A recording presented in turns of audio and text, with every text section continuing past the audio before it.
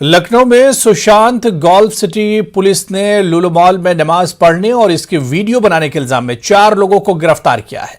गिरफ्तार मुलजिमीन लखीमपुर, सीतापुर और लखनऊ के रहने वाले हैं। वज़ीर-ए-आला योगी आदित्यनाथ ने इंतजामिया को ऐसे अनारसे के खिलाफ सख्त कार्रवाई करने की हिदायत दी है। Additional deputy commissioner of police south Rajesh Kumar Srivastava के मुताबिक गिरफ्तार शुदगान में लखीमपुर खीरी के रहने वाले मोहम्मद रेहान, इंदिरा नगर के अतीक, मोहम्मद लुकमान और सीतापुर के मोहम्मद नोमान शामिल हैं। मुलजिमीन ने एतराफ किया है कि 12 जुलाई को लुलु मॉल के अहाते में बगैर इजाजत के नमाज अदा की थी और इसका वीडियो भी बनाकर सोशल मीडिया पर वायरल कर दिया था। इन चारों के साथ कुल 9 लोग नमाज पढ़ने गए थे। पुलिस 5 दीगर की तलाश कर रही है। दिनांक 19 जुलाई 2022 को थाना सुशांत गोल्फ सिटी की पुलिस इंस्पेक्टर श्री शैलेंद्र गिरी के नेतृत्व में कार्रवाई करते हुए सर्वेलेंस एवं इलेक्ट्रॉनिक साक्ष्य और सीसीटीवी फुटेज के आधार पर काम करते हुए इन्होंने दिनांक 14 तारीख को सुशांत गोल्फ सिटी में ही लुलु मॉल के मैनेजर सिप्तेन हुसैन द्वारा दी गई तहरीर के आधार पर जो मुकदमा पंजीकृत हुआ था 362/22, उस मुकदमे में अज्ञात अभियुक्तों के खिलाफ पंजीकृत हुआ था, जिन लोगों के द्वारा बिना किसी अनुमति के सार्वजनिक स्थान पर लुलु मॉल के एक जगह पर नमाज अदा की गई थी। उनके 4 लोगों को सीसीटीवी फुटेज एवं सर्वेलांस के आधार पर चिन्हित किया गया। उनको, जिनके नाम क्रमशः मोहम्मद लुकमान, मोहम्मद रेहान, मोहम्मद आतिफ खान और मोहम्मद नोमान है, इनको डिटेन करके जुडिशियल कस्टडी हेतु उचित धाराओं में भेजा गया। लुलु मॉल में कुछ लोगों की नमाज अदा करने पर तनाज़े पर बात करते हुए उत्तर प्रदेश के वज़ीर-ए-आला योगी ने कहा कि गैर जरूरी रिमार्क्स और लोगों की नक्ल हरकत में रुकावट डालने के लिए मुजाहरे करना दुरुस्त नहीं। उन्होंने इस तरह के अनासर से सख्ती से निपटने की पुलिस इंतजामिया को हिदायत दी। उन्होंने कहा कि लखनऊ इंतजामिया को इस मामले को बहुत संजीदगी से लेना चाहिए। इस तरह की परेशानी पैदा करने की कोशिश करने वाले शरपसंदों के साथ सख्ती से निपटा जाना चाहिए।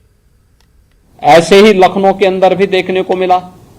लखनऊ में एक मॉल खुला है, वह मॉल अपने व्यावसायिक प्रतिष्ठान को लेकर काम कर रहा है और उसको लेकर के राजनीति का अड्डा बनाना, अनावश्यक बयानबाजी जारी करना और उसके नाम पर फिर सड़कों पे प्रदर्शन करके लोगों के आवागमन को बाधित करना और बार बार लखनऊ के प्रशासन से कहा गया सबके बावजूद भी अराजकता पैदा करने और सांप्रदायिक विद्वेष की स्थिति पैदा करने का जो कुत्सित प्रयास हो रहा है, यहाँ पे लखनऊ प्रशासन को बहुत गंभीरता से इसको लेना चाहिए। इस प्रकार की किसी भी शरारत को स्वीकार नहीं करना चाहिए। सख्ती से ऐसे तत्वों से निपटना चाहिए जो अनावश्यक मामलों को बढ़ावा देकर के माहौल खराब करने का प्रयास करते हैं। बहुत सारे माध्यम हैं, अगर किसी को सूचना लेनी है वे सूचनाएं उन लोगों से जाके ले सकते हैं, लेकिन कोई हस्तक्षेप करके आवागमन को बाधित करेगा। मैंने पहले कहा कि सड़कों पर या पूजा के लिए या किसी भी अन्य कार्यक्रम के लिए कोई जगह नहीं होनी चाहिए और इसको किसी भी प्रकार की अनुमति नहीं दी जानी चाहिए। जो शासन ने पहले से व्यवस्था बनाई है उसको हम सख्ती से लागू करें, इन चीजों को तय करें। मेरठ की मोहना तहसील के Kasturba Gandhi boarding girls school में 1 दर्जन से ज्यादा तालिबात की तबीयत अचानक खराब होने के बाद इन्हें अस्पताल में दाखिल करना पड़ा। स्कूल स्टाफ और बच्चों के मुताबिक सुबह का नाश्ता करने के बाद बच्चियों की तबीयत खराब होने लगी। तालिबात को पहले मोहना कम्युनिटी हेल्थ सेंटर में भर्ती कराया गया, जहां 4 लड़कियों की तबीयत ज्यादा खराब होने के बाद इन्हें जिला अस्पताल मुंतकिल किया गया। डॉक्टरों के मुताबिक लड़कियों की हालत का जायजा लेने के बाद मामला फूड पॉइजनिंग का लग रहा है। वहीं बीएसए का कहना है कि तबीयत खराब होने की वजह गर्मी और उमस का होना है। ताहम बच्चियों को नाश्ते में दी गई खाने पीने की अशिया का नमूना लेकर जांच के लिए भेजा गया है। 10 बजे के बाद से हमारे पास 2 बच्चियां आई थी जिनकी तबीयत थोड़ी ज़्यादा खराब थी, तो फर्स्ट एड देने के बाद हमसे यहाँ जितना हो सकता था हमने उसको मैनेज किया। उसके बाद हमने उन्हें जिला अस्पताल के लिए रेफर कर दिया, लेकिन वहाँ से अभी पता चला है कि वो भी बच्चियाँ ठीक हैं बिल्कुल। और उसके बाद हमारे पास लगभग 8 बच्चियाँ आई हैं, जिसमें से 2 अभी भी थोड़ी सी क्रिटिकल हैं। हम मैनेज करने की कोशिश कर रहे हैं, यदि हमारे पास मैनेज नहीं हो पाएगा तो हम उन्हें आगे भेज देंगे, रेफर कर देंगे। सबसे बड़ी समस्या हमारे सामने जो आ रही है चिकित्सकों की कमी है। जैसा समझ में आ रहा है पैनिक अटैक है या सुबह बता रहे हैं कि उन्होंने पकौड़ी खाई है। अब उसका तो जांच के बाद ही पता चलेगा, लेकिन फूड पॉइजनिंग जैसा लग रहा है, हल्के लक्षण है। थोड़ा फूड का भी, खाने का भी जो सुबह इन्होंने चाय और पकौड़ी का नाश्ता किया था, तो उसका भी सैंपल हमने रख लिया है। अभी हमने फूड सेफ्टी वालों को बुलवाया है, उसका भी सैंपल देंगे, तब जांच में आ पाएगा कि क्या है, कहीं फूड पॉइजन की वजह से तो नहीं हुआ है। जैसे मुझे तो जहां तक लग रहा है कि ये गर्मी की। मुल्क में मुसलसल बढ़ रही महंगाई से अभी आवाम को राहत भी नहीं मिली थी कि हुकूमत ने रोजमर्रा की खुर्दनी अशिया पर 5% जीएसटी लगाने का ऐलान कर दिया, जिसके बाद लोगों में सख्त बेचैनी देखी जा रही है। मुल्क की 75 साल तारीख में यह पहला मौका है जब दूध, दही, आटा, दाल वगैरह पर जीएसटी लगाई जा रही है। ऐसे में जो लोग महंगाई की मार पहले से ही झेल रहे थे, उन पर इजाफी बोझ बढ़ेगा। घरेलू खवातीन से लेकर मजदूर तबके तक और सामाजिक कारकुनान हुकूमत की इस पहल की सख्त अल्फाज में मजम्मत कर रहे हैं। इनका कहना है कि हुकूमत को गरीबी की सतह को जहन में रखते हुए अपने फैसले पर असर नौ गौर करना चाहिए। की जेबों पर काफी असर पड़ने वाला है। इंसान क्या खाए, क्या कमाए और क्या जमा करे और क्या अपने बच्चों को पढ़ाए। अगर इस तरह से महंगाई के रेट बढ़ने लगे तो इंसान क्या करेगा, ये सोच सोच कर भी टेंशन होने लगी है हर एक आम इंसान को। देखिए महंगाई तो बहुत हो गई है, अब आगे भी बहुत ज़्यादा परेशानी हो जाएगी इन चीज़ों पे। तो जिन चीज़ों पे लग रही है इसके लिए क्या कहेंगे? अब गरीब लोग तो कैसे करेंगे ये बताओ। दूध दही है और काफ़ी चीज़ें हैं, आटा दाल। बहुत बड़ा नुकसान हो रहा है और जनता बिल्कुल एक भुखमरी की कगार पे आ चुकी है। इससे बढ़ के और क्या होगा। ये 5% जीएसटी लगाई है, क्या आलम होगा। आप खाद्य पदार्थ पर और भी दवा पे तमाम चीज़ों पर आप जो है जीएसटी लगा रहे हैं, क्या आलम हो रहा है। पब्लिक एक तो वैसे ही पब्लिक पहले से ही कमज़ोर हो चुकी है, अब वो आप दिन पर दिन महंगाई को बढ़ा रहे हैं। तो मैं नहीं मानता कि ये सरकार सफलता और विकास की ओर चल रही है, ये सरकार सिर्फ विनाश की ओर चल रही है। ये तो सब है ना बहुत गलत हो रहा है। इन चीज़ों पे तो बहुत हमारी घर की आर्थिक स्थिति बहुत ख़राब हो जाएगी। पहले से इतना महंगा है कि हम लोग बोझ उठाना बड़ा मुश्किल हो रहा है, घर गृहस्थी को चलाना बहुत मुश्किल हो रहा है, और ये जीएसटी लगा के तो बहुत ही ज़्यादा परेशानी हुई है। हिंदुस्तान की तारीख में आज ही के दिन 19 जुलाई 1969 में आजानी इंदिरा गांधी की हुकूमत में 14 बैंकों को कौमी दर्जा दिया गया ताकि अवाम को एक मजबूत बैंकिंग सिस्टम दिया जा सके और उनकी रकम को महफूज किया जा सके। ये कहना था उत्तर प्रदेश कांग्रेस अक़लियती सेल के जिम्मेदारान का। वो आज प्रेस कॉन्फ्रेंस से खिताब कर रहे थे। रियासती सेक्रेटरी वंसल जोयल ने कहा कि आज वही तारीखी दिन है, लेकिन मुल्क के हालात बदल चुके हैं। आज मुल्क की बैंकों को पहले 4 बैंकों में मिलाया गया और अब इन सभी को प्राइवेटाइजेशन करने की तरफ पेशरफ्त हो रही है। स्वर्गीय श्रीमती इंदिरा गांधी जी ने बैंकों का राष्ट्रीयकरण किया था और 51% शेयर जो था वो कर दिया था, जिससे कि बैंकों की मनमानी ना चले और जनता का अधिकार बैंकों पे रहे। परंतु इस मानसून सेशन में ये मोदी सरकार जो है ये इसको 26% करने जा रही है और बैंकों का जो है प्राइवेटाइजेशन करने जा रही है। हमने हालिया देखा जब लास्ट मोदी गवर्नमेंट थी तो इन्होंने बैंकों के प्राइवेटाइजेशन की तरफ बढ़े, तो पहली इन्होंने कदम ये उठाया जो हमारी फाइनेंस मिनिस्टर थी कि इन्होंने सारे बैंकों को ख़त्म करके 4 बैंकों में मर्ज कर दिया। जब 4 बैंक मर्जर हुआ तो हमने ये देखा कि आप ये देखिए कितने लोग नौकरियों से निकाले गए, क्योंकि जाहिर सी बात है जब सिस्टम को आप कन्फाइंड करेंगे तो जो लोग ऑलरेडी बैंकिंग सिस्टम में नौकरी में हैं उनको आपको हटाना पड़ेगा। फर्रुखाबाद के सीआरपीएफ जवान विनोद कुमार पाल कश्मीर के पुलवामा में दहशतगर्द हमले में शहीद हो गए। इनके शहीद होने की खबर मिलते ही पूरे घर में सफ़े मातम मच गया। कोतवाली कायमगंज के रहने वाले 53 साला विनोद कुमार कश्मीर के पुलवामा में नायब सूबेदार के ओहदे पर तैनात थे। उन्होंने अपनी बीवी सुमन का ऑपरेशन करवाने के बाद 24 जून को ही वापस अपनी ड्यूटी ज्वाइन की थी। पुलवामा के गोंगो क्रॉसिंग के पास अपने साथियों के साथ चेकिंग कर रहे थे कि अचानक हुए दहशतगर्दाना हमले में जख्मी हो गए। साथी उनको अस्पताल ले जा रहे थे मगर रास्ते में उनका इंतकाल हो गया। आज आबाई गांव में उनकी आखिरी रसूमात अदा की गई। पापा का फोन आया था। लास्ट टाइम में आपसे बात हुई थी? हाँ, लास्ट टाइम बात हुई थी कल 2 बजे के टाइम। पापा ने मुझसे हाल चाल पूछे। उसके बाद परसों फिर पापा ने मुझसे 15 मिनट बाद कॉल आया उनका कंपनी कमांडर का। बोले तुम्हारे पापा के 3 गोली लगी हैं और अभी हालत गंभीर है, हॉस्पिटल में है। तो मैंने सोचा कि गंभीर है तो चल के देखते हैं। फिर 5 मिनट बाद कॉल आया कि वो अब शहीद हो गए हैं। प्रदेश के मुख्यमंत्री योगी आदित्यनाथ जी ने मुझे शहीद के प्रति और उसके परिवार के प्रति श्रद्धांजलि अर्पित करने के लिए, और उन्होंने शहीद को सम्मान बढ़ाने का काम किया है।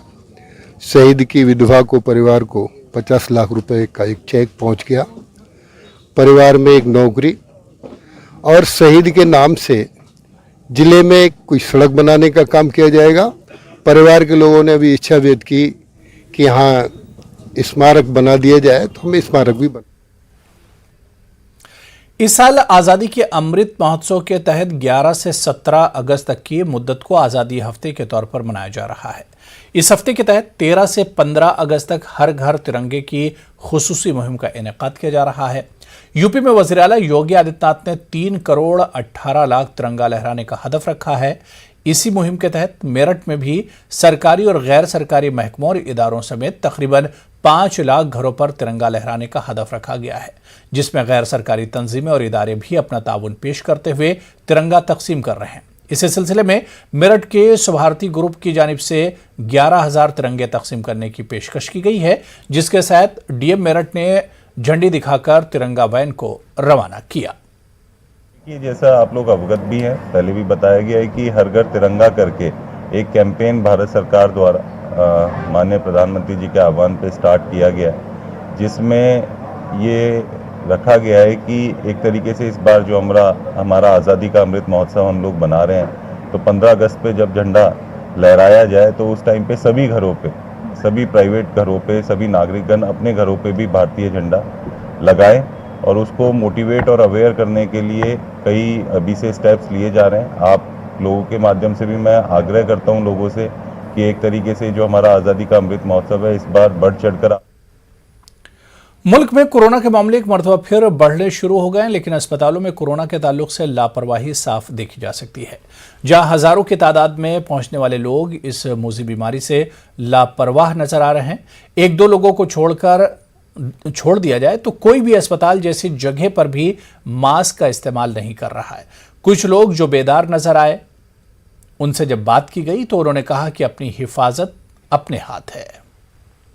यहाँ पे बिल्कुल सोशल डिस्टेंसिंग का मेरे को नहीं लगता कि यहाँ पे पालन हो रहा है बहुत ज़्यादा। एक तो कोविड भी फैल रहा है, किसी पे मास्क भी नहीं है और बहुत ज़्यादा दिक्कत भी हो सकती है, बहुत ज़्यादा भीड़ भाड़ है। तो यहाँ पे मास्क सभी लोग लगा रहे हैं, ज़्यादातर यूज़ कर रहे हैं, बाकी बहुत, लेकिन 1-2 लोग हैं जो नहीं यूज़ कर रहे हैं, लेकिन सही है। जैसा भी अपनी सेफ्टी अपने हाथ में, वो अपनी जिम्मेदार खुद है। भीड़ तो है, पेशेंट आएंगे तो भीड़ तो होगी। अब देखिए, हॉस्पिटल्स में या ऐसे पब्लिक प्लेसेस में जहाँ पे क्राउडिंग होती है, उतना वो वाला नहीं हो पा रहा है, क्योंकि हमें पूरी ओपीडी करनी है। ऊपर से कोई ऐसा दिशा निर्देश नहीं है कि हमें सिर्फ इमरजेंसी केसेस ही देखने हैं, और अगर जनरल ओपीडी पूरी ही चलानी है तो हमारे यहाँ 1,500 से 2,000 तक ओपीडी हो जाती है। इस स्थिति में वो मेंटेन करना डिस्टेंस, 2 गज की दूरी, थोड़ा सा मुश्किल है, लेकिन फिर भी कोई भी दिक्कत होने पर हम इसको भी चालू करेंगे। 2 साल के बाद कांवड़ यात्रा शुरू हुई है। कांवड़िया हरिद्वार, ऋषिकेश से जल लेकर आएंगे। इन दिनों गाजियाबाद में सीएम योगी की बुलडोजर और कश्मीर फाइल की टी-शर्ट कांवड़ियों की पहली पसंद बनी हुई है। बुलडोजर बाबा की टी-शर्ट मांग पर हर तरफ मांग है। मार्केट में ऐसी टी-शर्ट की किल्लत हो गई है।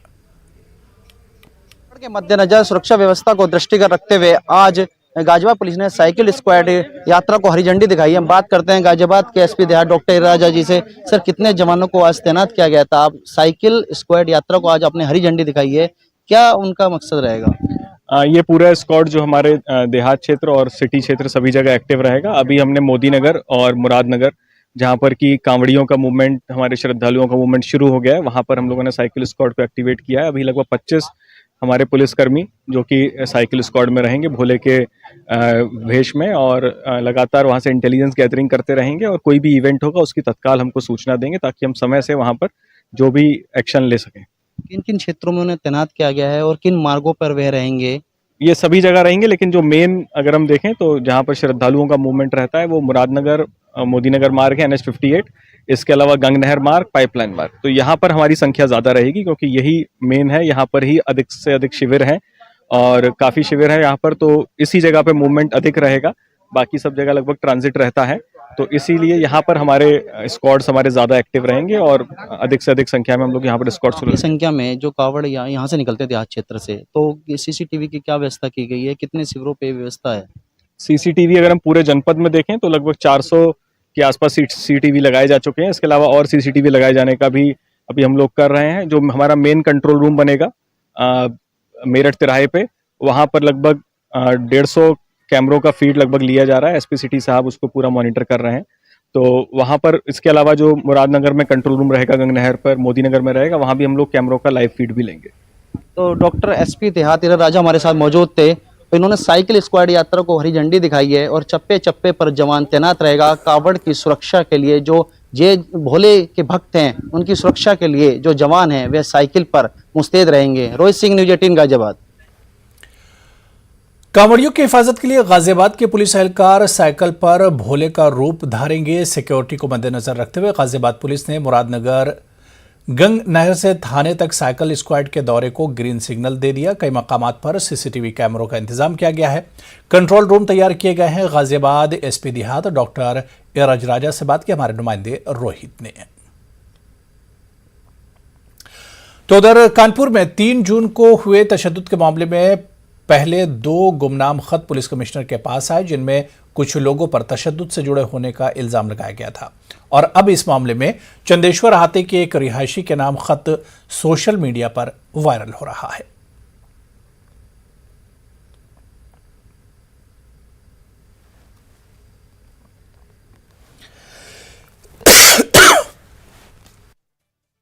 नाम के तबलीग और इशाअत में नुमाया कारकर्दगी अदा करने वाले सैयद मौलाना, माफ कीजिएगा,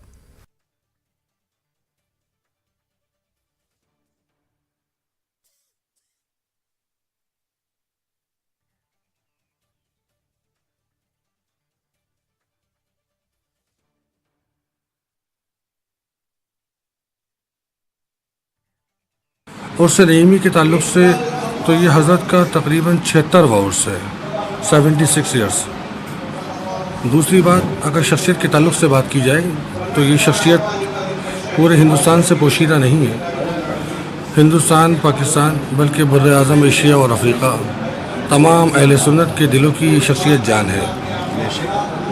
सैयदना सदरुल फाज़िल क़ुद्दस सिर्रुल अज़ीज़ का असल नाम मौलाना सैयद मोहम्मद नईमुद्दीन साहब मुहद्दिस मुरादाबादी है और ये सुन्नियों की दिलों की जान है। और सबब यह है कि ये एक बेहतरीन मनाज़िर, एक बेहतरीन मुफस्सिर, एक बेहतरीन मुहद्दिस और बानी जामे नईमिया और एक बेहतरीन सियासी बसीरत रखने वाली शख्सियत का नाम है। अल्लाह का ज़रा करम और एहसान है कि अल्लाह ने मुझे इनकी नस्ल में पैदा फरमाया और इनकी खिदमतें करने की तौफीक अता फरमाई। कोरोना वबा के बाद इस साल पूरी दुनिया से लोग हज के लिए तशरीफ ले गए। अब इन हाजियों के वापस लौटने का सिलसिला शुरू हो गया है। मुरादाबाद पहुंचे हुज्जाज इकराम ने कहा कि इस मरतबा हज करना आसान नहीं था। कोरोना के असर की वजह से हाजियों को हज पर जाने से पहले और आने के बाद भी कई तरह की परेशानियों का सामना करना पड़ा। सबसे बड़ी बात फजीलत की ये रही और बाकी हज में बहुत अच्छा रहा। गवर्नमेंट का भी अच्छा इंतज़ाम था और क्या कहते हैं वहाँ सऊदी गवर्नमेंट ने भी काफ़ी अच्छे इंतज़ाम कर रखा था। हज में हल्की फुल्की बसों की तो रहती है क्योंकि भीड़ रहती है काफ़ी। बाकी खुदामों का काम भी सही था जो खादिम लोग जाए थे। बाकी मीना वगैरह में 1857 की पहली जंग आज़ादी के शहीदों की याद में इलाहाबाद नेशनल म्यूजियम में एक रोज़ा कौमी सेमिनार का इनेकाद किया गया। सेमिनार की सदारत शोबा तारीख इलाहाबाद यूनिवर्सिटी के सदर प्रोफेसर योगेश्वर तिवारी ने की। सेमिनार में शोबा फारसी के सरबराह प्रोफेसर सालिहा रशीद और रियासती आर्काइव्स के निगरां गुलाम सरवर ने 1857 की पहली जंग आज़ादी की तारीखी और दस्तावेजी अहमियत पर रोशनी डाली। 70 साल बीत गए और आज हम यही बहस कर रहे हैं। हम आज़ादी को परिभाषित कर रहे हैं, हम देशभक्ति को परिभाषित कर रहे हैं, हम देशद्रोह को परिभाषित कर रहे हैं, है ना। अब ये कभी आरोप नहीं था, देशद्रोह हमारे मुल्क में कभी आरोप नहीं था, क्योंकि हम मान के चलते हैं कि हमारे मुल्क में जितने लोग हैं सब वो देशभक्त हैं, सारे देशभक्त। और इसका उदाहरण हमारा स्वतंत्रता संग्राम खुद है। तो ऐसी क्या मुश्किलें आ गई कि आज हमें तलाश करना पड़ रहा है कि देशद्रोह क्या होता है, किसने देशद्रोह किया और किसने, वो कौन सा आदमी है जो देशभक्ति कर रहा है। और इसके उदाहरण अगर हम तलाश करेंगे तो हमें अपने शहीदों की तरफ देखना ही पड़ेगा कि देशभक्ति परिभाषित कैसे होती है, क्या है देशभक्ति। चलिए यहां पर रुकेंगे फिलहाल छोटे से ब्रेक के लिए।